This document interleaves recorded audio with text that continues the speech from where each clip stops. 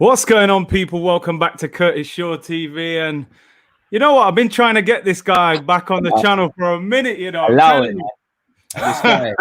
This guy has to start this stuff, bro. I'm telling you. How you been, bro? Hard feelings. I've been at work, bro. I've literally had no time, and I know the evening isn't too good for you, innit? So it's been a myth. Yeah. I've been good, man. I've been good, man. Literally, I've been good. You know, family's got their health. I've got my health. Can't complain, man. Just been trying to knock out these vids, like I see with you, Mr. Superstar, with Kevin Campbell and all of them things. Like, people, look how brighter he looks. Like, he looks bright up in the life. That's how money treats, guys. No one's there. Bro, look, there ain't no green screen behind me, you know. Allow me, man. This only cost like 100 quid, man. Allow me, man. Yo, man. But you're doing well, man. I keep up to date with your videos, man. I'm always watching, bro. Likewise, my guy. We got to push each other. We got to make it, man. There's not too many real guys in this, man. I mean, you, Turkish, you, Rizzy, off the top of my head, Troops. Yeah. It's a number, really, man. There's not too many of us. Rants, of course. There's not too many, man. There's not too many. Even Turkish. Turkish is even harder to get hold of, man. That guy needs to come. Yeah, for real, man. Some old. Let's get into it then. Obviously, the main news today, man. Willian, free transfer, man. I'm sure you're gonna have a lot of thoughts on this. I kind of look at it in more of a positive light, but it depends what we do after this transfer to how positive it is. What's your thoughts overall, man, Willian? Where do we start, bro? For me, it's underwhelming, but just because it's underwhelming doesn't mean it's not a decent signing. It's underwhelming in the sense of it's nothing to do with Willian himself. It's, you know, when you're seeing not to worry about other teams, but, you know, when you're hearing United going for Sancho and, you know, Hervite to Chelsea, you know, you're hardly going to look at Willian and go, you know, we're going to do something. I mean, we all want world-class players. We all want the best at our club. Obviously, with a touch of realism, you know, Arsenal can't get these lot. So in relation to Willian, I'm calm with Willian, you know. Obviously, I hope he hits the ground running because the finances you hear involved and whatnot, he's going to be an easy target and the club are not going to have a leg to stand on. But I think he complements the side well. I think his numbers, he had his best goal scoring numbers last season. Yeah. They still are quite mediocre. But when you look at us, we struggle if Aubameyang's not scoring. Pepe, by his own standards, been underwhelming. He's still up there. So if Willian's going to come into a team that really doesn't have a diverse set of goal scorers, I personally don't mind. You know, he can play on the left, he can play on the right. There's been a lot of talk and playing him in that 10 role. If Ozil isn't going to be here next year or he's going to keep doing what's going on here, you know, Joe Willock, you know, we've spoken about him. I love the guy to bits, but I think he's someone you play with Xhaka or fight Xhaka for a spot rather than the pivot. I think Willian can do more than that, more than him there. Obviously, the age thing, I don't like to, you know, just because someone turns 30 doesn't mean they ain't got nothing good. You look at him, it would be Arsenal for him to get injured, but in the 7 years he's been at Chelsea, he's barely been injured. He looks after himself like Aubameyang. And for me, I know Willian isn't of the level of Aubameyang to take us forward, but at the same time, my guy, we need people that are here for today. Like right now, you know, Saka, Martinelli, they're bad boy players and they're going to be here for the future.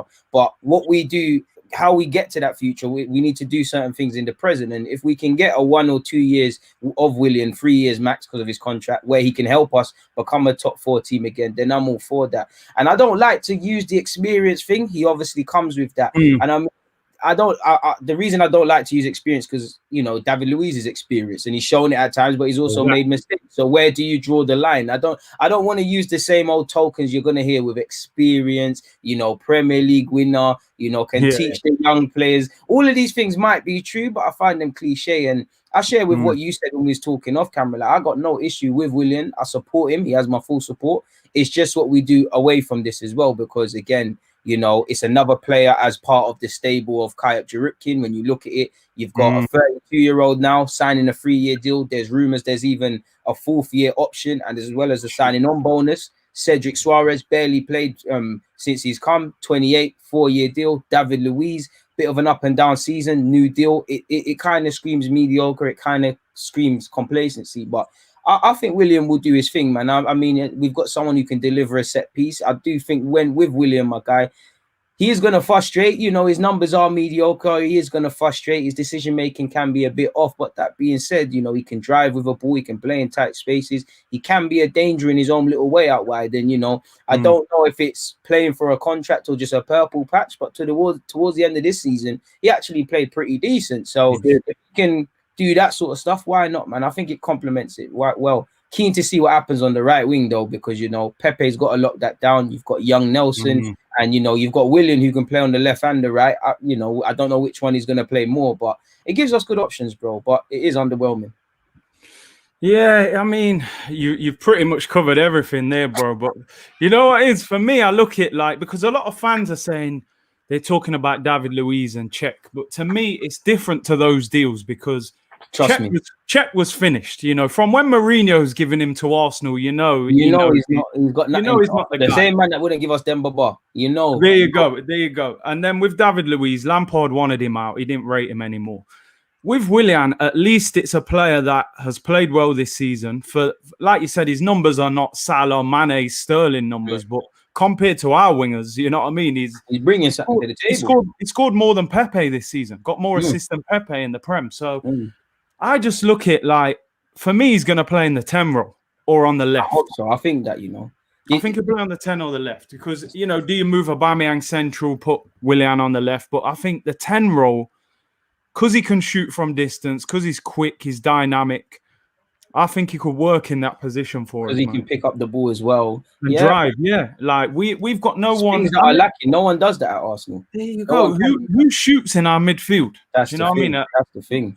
So yeah, for me, like you said, I think you're right. It is underwhelming. It's not one to, you know, have a massive celebration about. He's not going to make the difference, but he can make a difference to our team. Over a 38-game period with the cup competition, he can play his part. That's what I was thinking. I was thinking he plays on the left, but then now we're going to really see if Arteta really is for Aubameyang through the middle, because I think he is. I think that's his strongest position. But I do understand when people say why Aubameyang shouldn't play through the middle. For me, provided there's consistent movement and midfielders who will find him, you know, Aubameyang can play through the middle. So it's some good issues. I think the 10 might be his because I look at it to get the 10s that me and you would want. Like it's a pretty penny in it, to put it nicely. It's about 50 million. Then you hear Partey. I'm pretty sure you agree with me in that we want a centre half. So without knowing Arsenal's finances, there probably is more money. But it for me, if we can, fair enough, the contract in terms of the weekly wages is high because, you know, there's balance. We got him for free.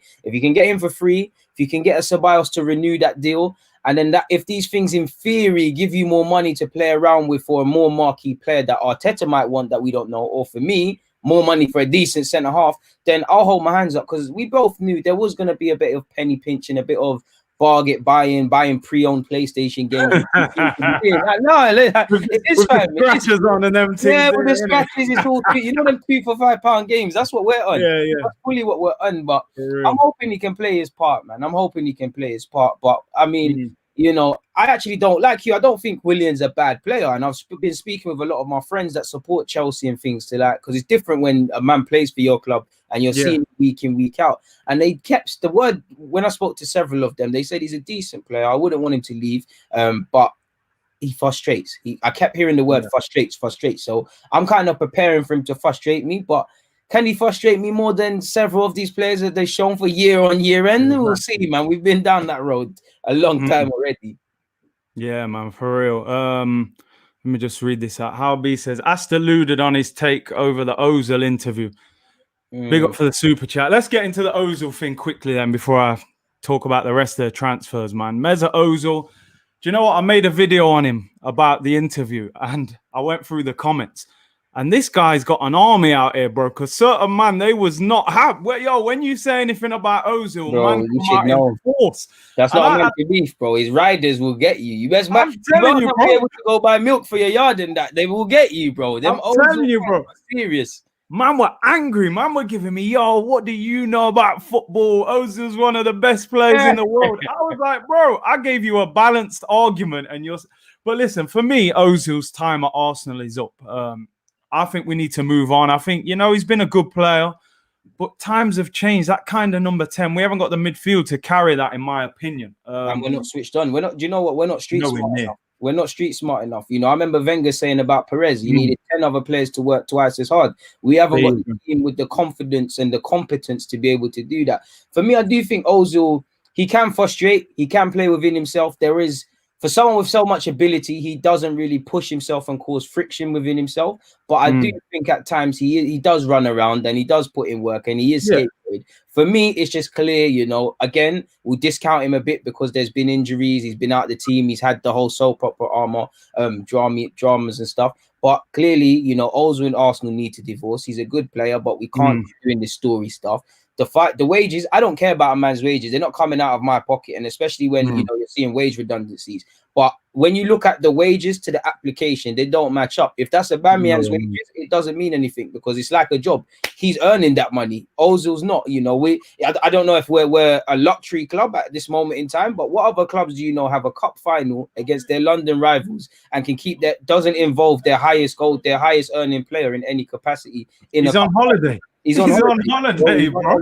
This will tell you it all. In relation to that, into that interview, you know, I think it was fair from Ozil. I think it probably will do more harm than good for him, but I think I think realistically, all bridges at Arsenal between the parties are burnt. Like he's not really gonna hurt anybody with this interview, and it's important he has his own say. And I do think, while some of the things he was a bit cringy at Ozil about, on the other hand, he had some legit points. The wage cuts, he was hung out to dry for them wage cuts. It now comes out when you're seeing what the club's doing, he was kind of right. He made an interesting point where he indirectly said there was a couple of players who said no wage cuts. Conveniently, we know Ozil and we're speculating of the others. And we spoke about this. I felt, regardless of Ozil, I think it was distasteful that got leaked, obviously, for the scapegoating reasons. And like you said, when you mention Mesut Ozil, there's men that hate him, there's men that love him. Very rarely do you get men like us that, you know, we can see the good and the bad with Mesut. So I think I don't blame him for that interview. It's important that he got his chance. I just think it's more like with Emre, we're just trying to get him out of the club. Something has to force, because he was playing almost every game prior to the restart. I don't know if he's definitely become a new dad since the restart, if I remember correctly. I don't know if there's stuff to do with that, but I just see before the restart you're playing, you come out the team after the restart and you're nowhere near it. Did you and Arteta fight? Did you and the board fight? Are the board pressuring Arteta to take you out the team if he wants to reinvest and do other things? Because we're seeing a lot of language now. You know, I don't know where I stand with this, whether I believe in giving him a new deal, not a new deal, sorry, you know, letting him see out the last deal, letting him go out on loan, or terminating his deal. If we terminate his deal, I don't mind that, but, you know, that's 18 to 20 million hit without talking about Aubameyang, without talking about bringing in other men. So have the club got the finances? We can talk until we're blue in the face, and we're both black, so we'll be here every day, all day. We can talk about loaning him out, but realistically, if I said I got Ozil and you're another Prem team or wherever, and I said, Curtis, yo, I got Ozil, you might say, yo, DG, I'm gonna listen. You got Ozil, yeah? And then you're gonna deep it. You're gonna like, he wants me to give him a loan fee. He probably wants me to pay half his wages or just under that. Even that's still pricey. For Arsenal, it's better than paying 300, but it's still mad pricey, my guy. It's still.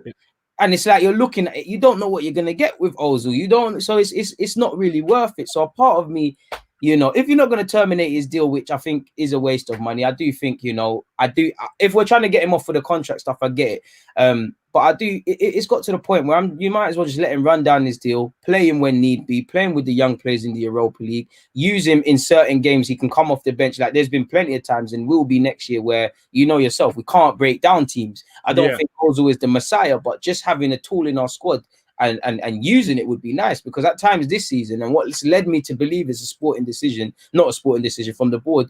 And I don't want to keep getting at Joe Willock, but you've seen Joe Willock play, and we've seen games we're dying for someone to try a couple passes and break down the team. If not Ozil, give me something else in it. If you bring in someone that does the Ozil thing, forget Ozil, even forget him even with now. But it's like you're looking at it, it's like this has to be a sporting decision. Not sporting, a decision about sporting. Like it has to be finances. They want him out. And he keeps saying, I'm not leaving. And to be fair, you can't blame him. To be fair, if we're honest, you know, when a club wants to get rid of a player, when a player wants to leave a club and the club don't want him to go, we always say we have to get on with it. Whether I like Ozil or believe he should be it or not, a club might want to sell him, man. But if he wants to stay, to a degree, we need to force him out. But we also have to just keep flipping it and moving on. Really. Yeah. It's interesting, man. I mean, I heard Man United paid Sanchez about 8 million to leave.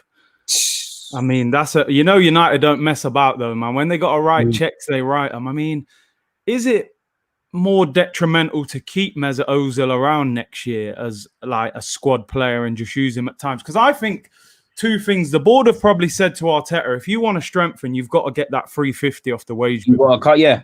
And number two, do you think him rejecting the pay cut maybe push the board to say, you know what, Mikel, we don't want this guy involved anymore. He's not down for the cause, or do you think it was, something else that led to that? I mean, I think it's just it's the latest sort of thing to add to it to answer your second question. I mean, there's been many reasons for Arsenal on the board. We've been over this. So I think this is just another reason to push the agenda and say, yeah, he's not committed and things like that. I was speaking with a friend and it's not facts, but my friend was saying, was the other guy soccer artist thing? Because he's been alienated. I heard that as well, yeah. Like, we don't know it. Like, on the surface, it looks like a sporting decision. There's been centre halves in better form. He's been playing right back. He's not one. Or is it because of that? So I think it's just the latest sort of stick to beat Ozil with by the club because they wanted to bust out and things like that. In relation to, is it detrimental? I think yes, and I think no. I think no because I do think he's a top sporting professional. I do think he behaves himself. He played 10 games or so prior to the restart. I don't think he's a disruptive figure to the boys. I think where his issue is literally the beef with the board. So I don't necessarily think it's detrimental in a sense because I think he's a top sporting professional and I think Arteta's shown if he stays on board he can play games. Where I do is because it's another year with the same, Ozil versus someone, or I'm not saying Ozil's poison or a leech and stuff, but as long as he's attached to this club, sadly, we all know what the current day is going to have. So for me, I'm not a fan of soap operas. I want to enter this whole shenanigans. I want to enter the contract stuff. Like this year, it's Aubameyang, it's been Alexis, it's been Ozil, it's with Saka. There's going to be a next man next year. I want these things put to an end. So I think that's detrimental. I dream of a time as much as we could where we can just sit here and we're talking from a sporting perspective. Me and you are talking how we played. We're not talking about Ozil interviews and Xhaka busts up and Bellerin and Maitland says he don't want to be a right back and all of these soap opera dramas. Like I just want to sit here and speak about it. But I wouldn't say it does more harm than good. I'd say like the only way it does more harm is from a sporting perspective because we've got a bag of contracts to sort out, especially if you want to do this 2-year thing. Because we've got Eddie. We've got Kolasinac, we've got Laka. If you want to keep any of these players, again, they can't command Ozil wages. None of them are worth it, but they can say, hold on, if you're giving this and he's not involved in the team at all, why can't I get this? And if I'm a Aubameyang, I'm not signing that deal until I get close. I'm not saying Ozil's wages, but as close to Ozil's wages. So, to kind of agents can't use, you're giving money to a man that's never involved and he hasn't even been in your cup final. I'd say that's the only benefit, really. But I just want players that want to be here. If Ozil bucks down and he wants to be here like he's shown earlier, then fair play. And I mean, and that's one thing I give to Ozil as well, If it wasn't Mesut Ozil and we looked at this objectively, like I tried to do in my interview, the club wants to sell a man, but he just wants to stay and play. He's always kept saying, I want to stay at Arsenal, whether it's for finances or not. If this is not Mesut Ozil and this is just some other comments, this is what fans want to hear. Yourself, fans are lapping this up. This is great. So this tells you that man wants to be here. So if he's bucking the trend, then why not? We all know the case of Ozil with the body language. And like I said, I think why I thought we turned a new leaf, because I think Arteta had the perfect formula for him, my guy. Is like he would use him, but when it's time to see out the game, he's taking him off. And, there probably was games that he didn't start. And it looked like Ljungberg and Arteta didn't have much time for Ozil's, all the extra shenanigans that Ozil comes with, and they found the balance. But I just feel Ozil's got too many enemies behind the scenes, so it's an objective to just move man on now. Like he needs to be moved on, but it's an agenda sort of thing now. So yeah, my guy, man. On the flip side, it's very difficult to move him on because who's going to take him? It's difficult. But moving forward, Aubameyang, obviously the main man at the club. I actually thought it was going to be announced by now. I seen Sky earlier in the week saying it was nearly done, and then nothing's come out. Like, I'm sitting there thinking, if I was Aubameyang now, I'd be sitting tight. I wouldn't be in a rush to sign this contract because I'd be sitting there going, you know what, maybe if a Barcelona gets knocked out or something like that, maybe all of a sudden they go, you know what, go and get Aubameyang for 2 years. Do you think he's kind of like waiting to see what happens before he puts pen to paper? It's a weird one because on one hand, I do believe the decision's been made, whether he's staying or going. I think on one hand, the contract is lined up, it's dotted, and we're waiting on an announcement. On the other hand, I think he's told them he wants to F off. On the third side of things, yeah, I literally think it's exactly that. Because why would you? You hold all the aces, you hold everything. Really, Arsenal's a big club, but no player can, be bigger than a club. Will be here before and after Aubameyang's here. But right now, we need Aubameyang more than he needs us, sort of thing, because we're not getting a player of his standard. If we are, we're having to shell out some serious money. Do we have the finances for that? You tell me. I'm pretty sure you're like me and you're looking at that one there a bit sideways. So if I'm him, I'm sitting on my hands. I want to see what financial package you've got. Obviously, the longer we go on in the transfer market and the longer this isn't signed, the more this snowballs for Arsenal. And it's, I'm sure Arteta doesn't want to have to think about this in the new season. I'm sure the club don't. But this is all for Aubameyang's hands. The longer he plays coy, the more money he could potentially get. And for me, I do think some of the paper talk, like he's literally waiting to see what we're doing in the market before we react, sort of thing. And as you would, you was literally a striker. Why would you, as a striker, sign a new deal if you can't see a creative midfielder coming in, or you're not seeing no top midfielders, or because they're not idiots, or your team can't defend, but no centre half has come in, excluding Saliba. You're looking at it sideways, my guy. You're thinking, what is this sort of thing? So I think I think his decision's made up. I think it was made up. I do think he needs to take his time, like especially after the FA Cup final. You got to be careful of feel-good factors. You can't. I think he believes in Arteta. I just think he wants to see more from the club. And I think in relation to the FA Cup, he probably did feel good and tell man, yeah, I'm staying, I'm here for life. But he imposed it to himself to take how long they've been on break? Probably about 2 weeks. Take them 2 weeks, play with your family. You're not around with the influence of your agent, your fans.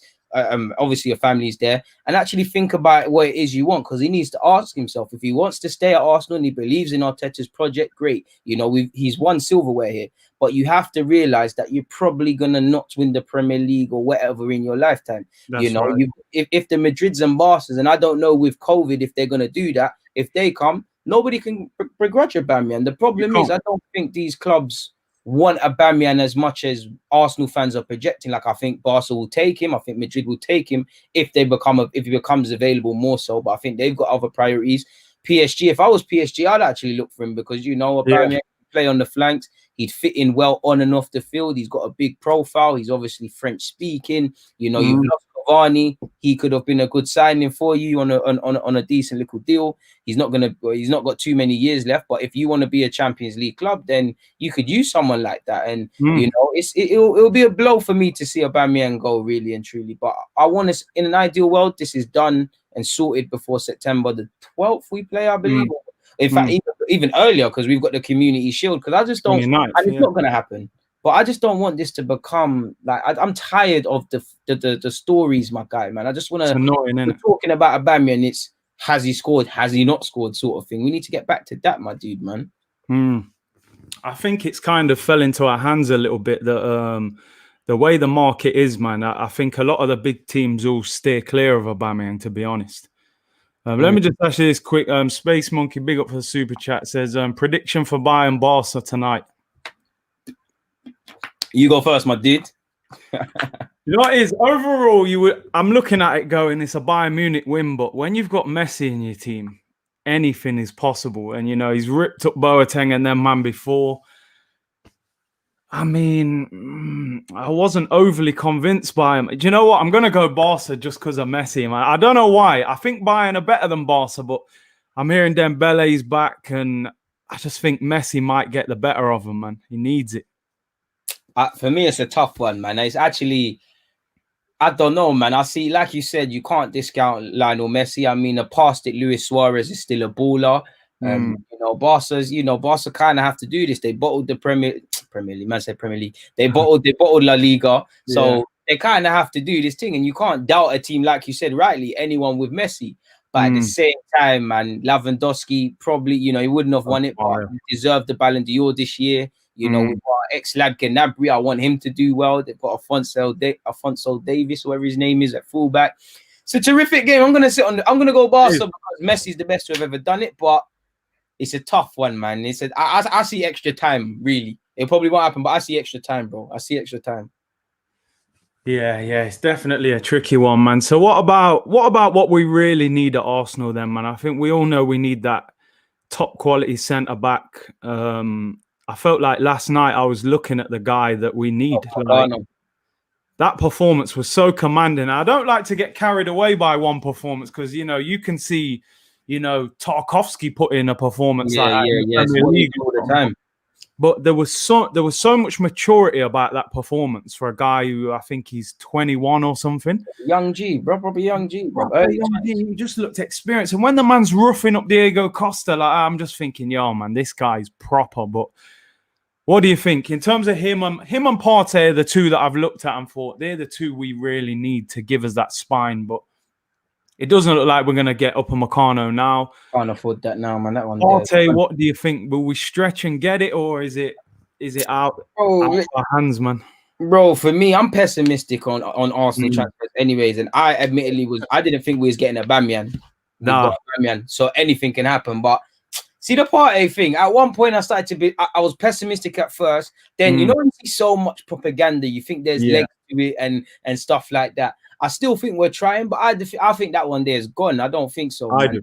Because are we gonna pay that release clause? It comes down to paying his release clause. Like they've said, they don't want this sort of Bright House pay now credit card scheme. They don't want that. They said bro. They said they don't want that. They said they want advance up front. So it's one of them things where are we gonna put up or shut up? You're hearing you. I think he just wants a big contract. Like whether he wants peas, don't he? He wants peas. Whether it's, I think he'll entertain the Premier League and Arsenal are the ones interested in him, and there's enough reason for such. I think he'll entertain it. We've had interest prior. Premier League, obviously, a lot of Ghanaian fans do support Arsenal, and obviously earning a better contract and things like that. But I think if Atletico put the peas on the table, would stay, and he's been linked with Juventus. Now, if that is legit interest, then he's gone. He ain't coming to us. Yeah. Only racism means you come to London versus playing in Italy. That's the only thing. Literally, bro.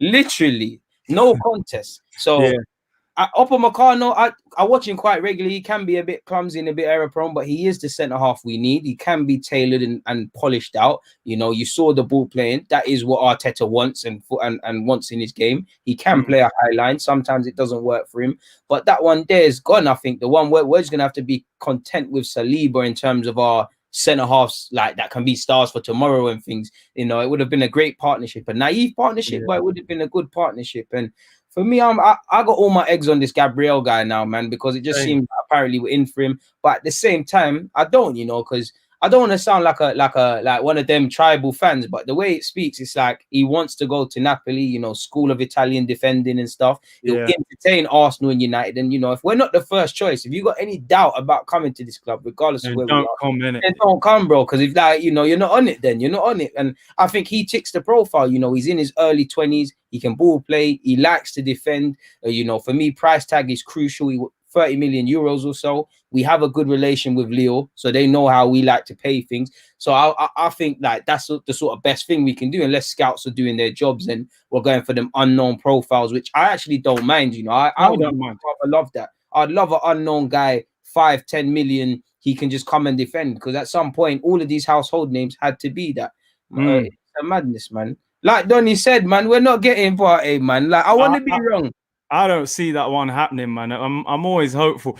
This guy's put this comment in a lot of time. Why hasn't DG played for AFT VFC? Experience, right? Football connoisseur.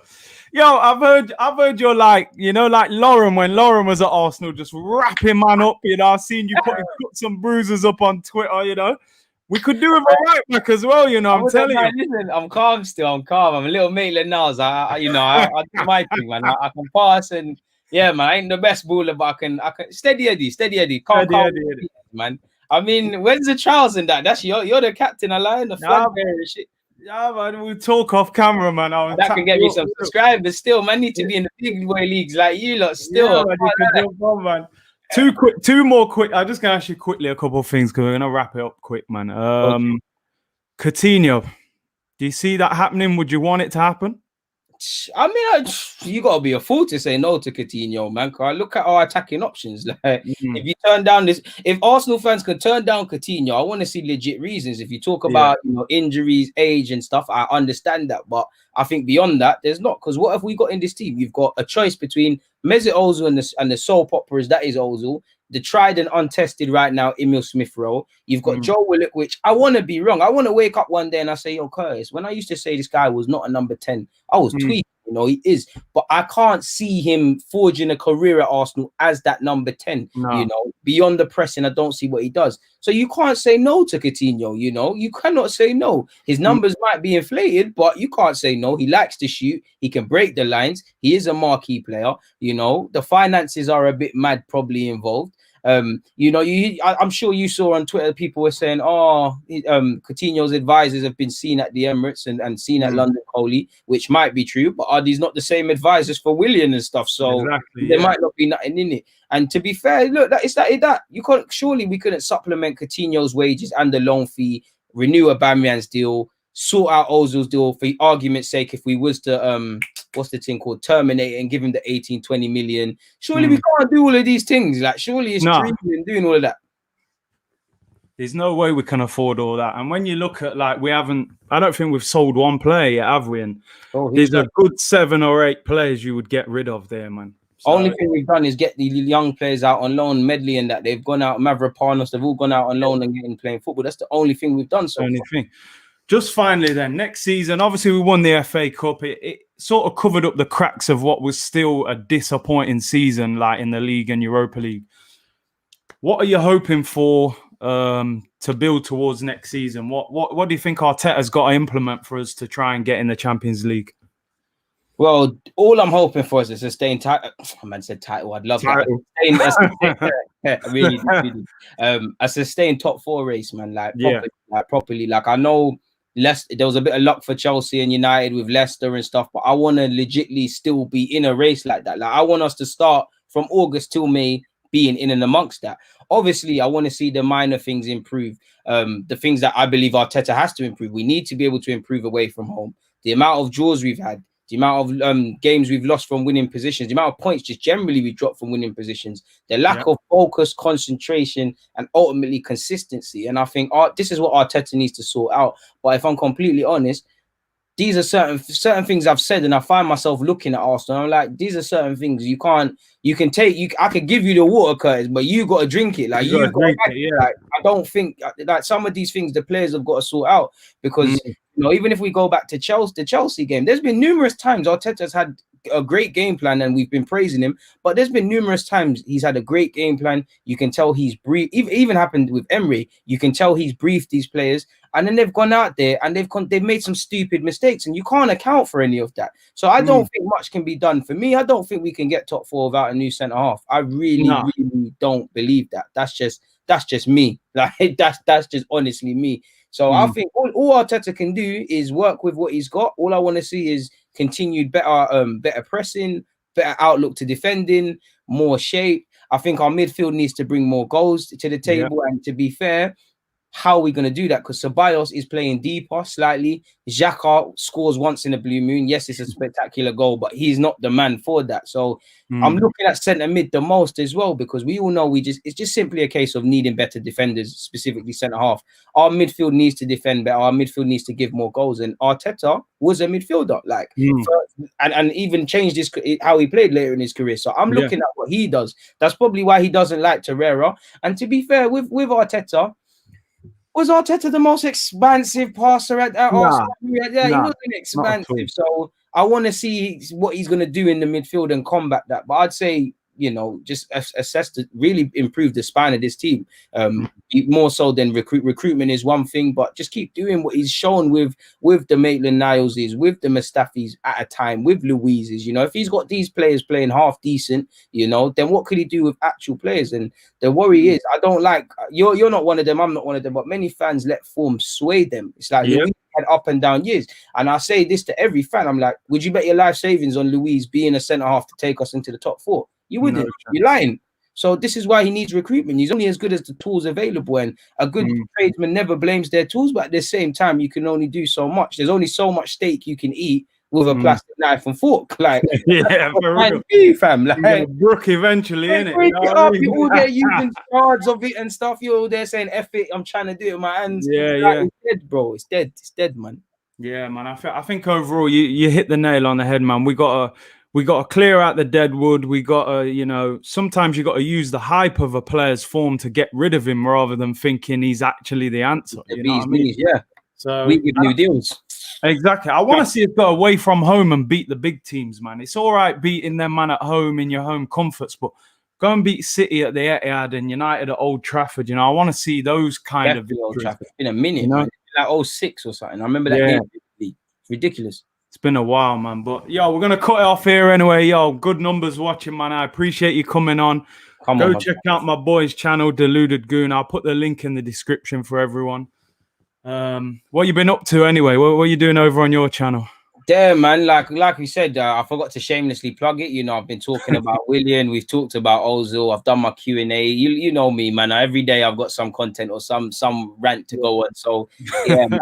There's content over there, man. There's content over there, really and truly, man.